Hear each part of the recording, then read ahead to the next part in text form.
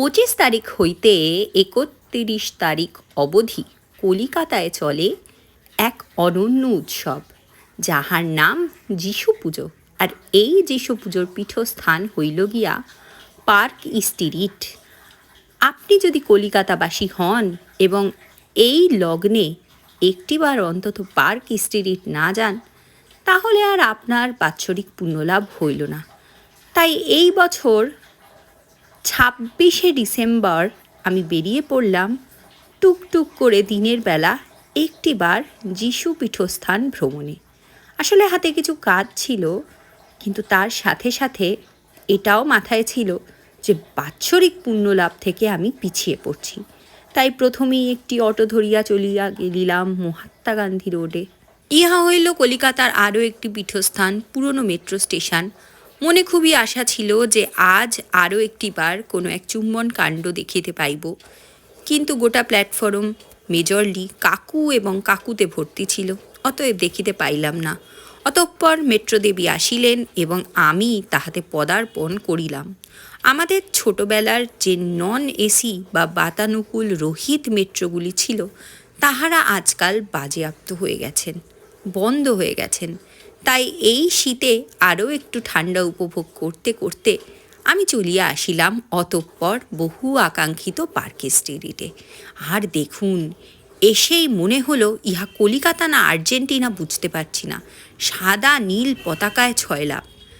তারপরে সমস্ত জেনজিদের পীঠস্থান জুডিওকে পাশ কাটিয়ে চলিয়া আসিলাম বহু আকাঙ্ক্ষিত পার্ক হোটেলের সামনে। বন্ধুগণ, ইহাই হইল সেই যীশু পুজোর পীঠস্থান।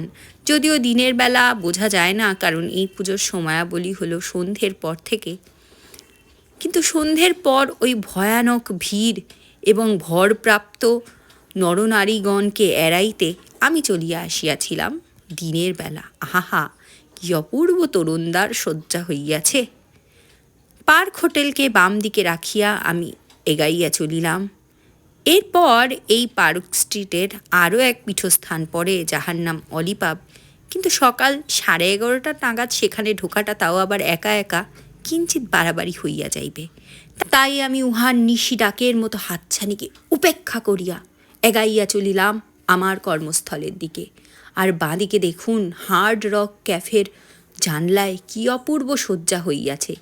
এই যে খালি খালি আপনালয় দেখিতেছেন, মানে আপন সকল দেখিতেছেন, ইহাই সন্ধেবেলা এক্কেবারে কার্নিভালের রূপ নেয়।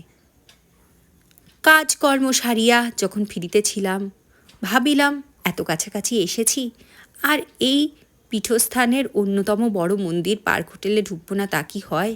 এককালে ছোটোবেলায় কত সময় অতিবাহিত করেছি আমি সামপ্লেস এলস, তন্ত্রা আর রক্সিতে। আজ তাই একটু স্মৃতিরোমন্থন করিব বলিয়া ঢুকিয়া দেখিলাম, আহাহা, কি অপূর্ব সজ্জা এখানেও। আর পার্ক হোটেলে আসিয়া সেখানকার লবি এবং বাথরুমে না গেলে যিশু বাবা আমার পুণ্যার্জন এই বৎসরের মতো সমাপন। আপনার কি হইল?